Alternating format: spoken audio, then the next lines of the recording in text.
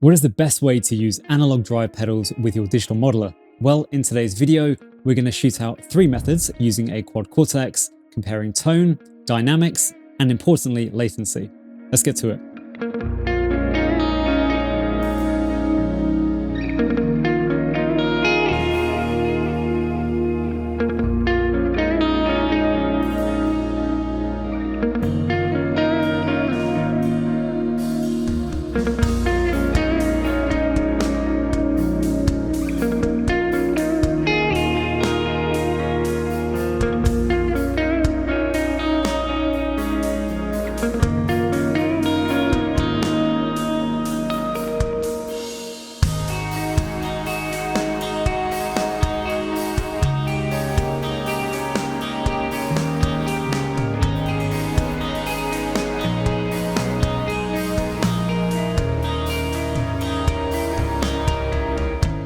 So the 3 methods we'll be testing today is running the pedals in front of the Quad Cortex, as well as using the effects loop of the Quad Cortex, and then finally a direct capture of both pedals to see how it sounds against the real thing.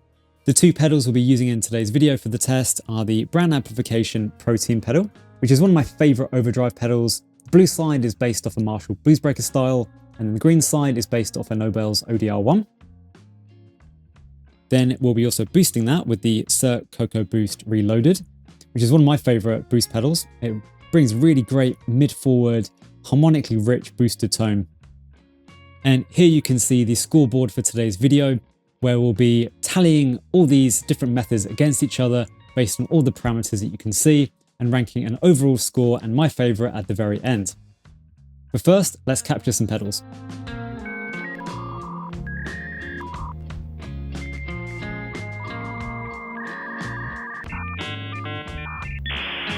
A couple of quick notes before we get straight into the test, but if you're doing captures yourself, really take the time to try and dial it in to get as close as you possibly can, because not always you're going to do a great capture the first time. So for example, in this preset which I set up for this test today, the 3 captures you can see at the very top here with the Coco Boost, the Protein green side and the Protein blue side, I've had to make slight tweaks to the gain, the volume, and even some of the EQ. So I don't think the Quad Cortex is perfect at getting stuff right the first time, and even if it's a really close capture, you may have to tweak some of these levels to actually get it to sound close to the real thing.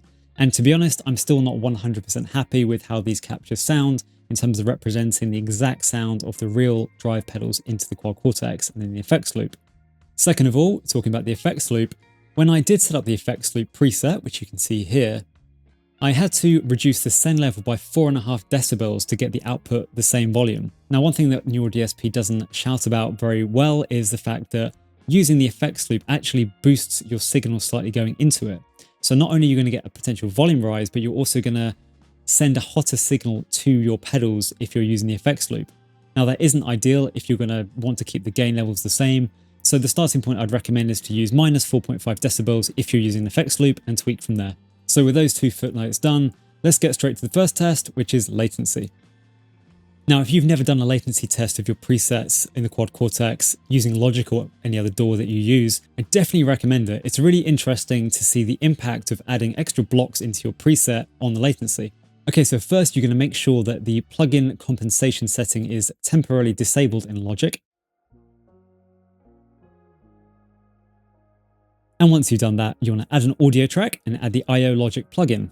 Then you want to assign the line output on your audio interface to where you're going to send the signal to the Quad Cortex, and then specify the input where you're going to run the Quad Cortex signal back into your interface. Make sure you've also turned up your gain on your interface to make sure you're getting enough signal through the loop. Now, if you hit ping, a short sound will be made and a latency check will be initiated on the loop that you've just made. Now, the preset I was using for this latency test had a baseline latency of 359 samples, which is 7.48 milliseconds in latency. Now, to do that calculation, all you have to do is take the samples which the Logic tests give you and divide it by the bit rate in which your project is set up, in my case being 48 kilohertz. Now, method 1, having the pedals going into the Quad Cortex, had no effect on the preset latency, because of course we're not doing any digital to analog conversions before putting them into the Quad Cortex, no different to just plugging my guitar straight in.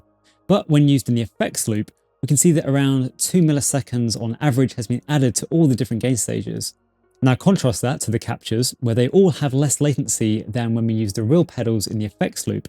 I didn't even do a combined blue and green side capture, I captured each side separately, so if I did do that, that would also reduce the latency of that gain stage if I wanted to, and that probably would be around the 0.79 ms as per the single capture. Now maybe you're saying 2 milliseconds, that's not exactly much, is that really a big deal? And I guess it isn't, but when you're adding extra latency into a preset which is already generating an amount of latency, you might find that you start feeling the difference when it gets to a certain point. Now, most humans can't detect any difference in latency under 5 or 6 milliseconds, but when you start getting to 8, 9, 10, 11, 12, you do start to feel a slightly bigger disconnect between your fingers and the sound when you start reaching those levels and higher. And personally speaking, I did feel a difference between the effects loop latency compared to just running the pedals directly in front of the Quad Cortex unit. So for that reason, we're going to score the real pedals before the input as first, the captures as second, and the effects loop as third place. Tone comparisons. So I hope you're ready for some A/B testing now. Make sure you got decent headphones on or listening through studio monitors. Grab yourself a coffee if you haven't already. And I'll make this interesting and not tell you what is what until the end of the clip. So I'll make it a blind test and you can decide what you think sounds best at all the different gain stages. And then I'll share the answers at the end of the clip to see which of the tones corresponded to which of the methods.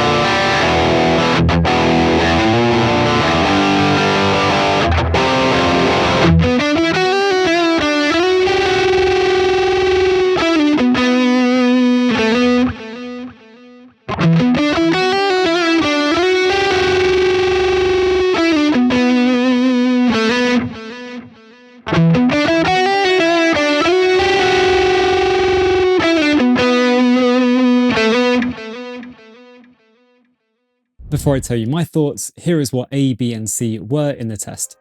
So A was the effects loop, B was the pedals before the Quad Cortex, and C were the captures.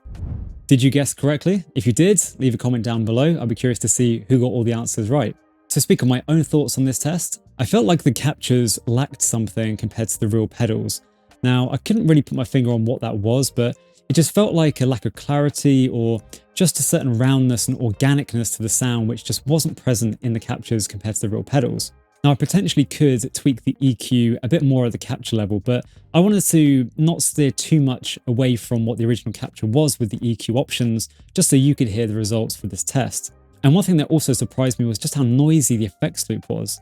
Now, a good example of that is when just ringing out the G and C chords in a comparison, you can really hear the noise come in as the sound of the chord dies off.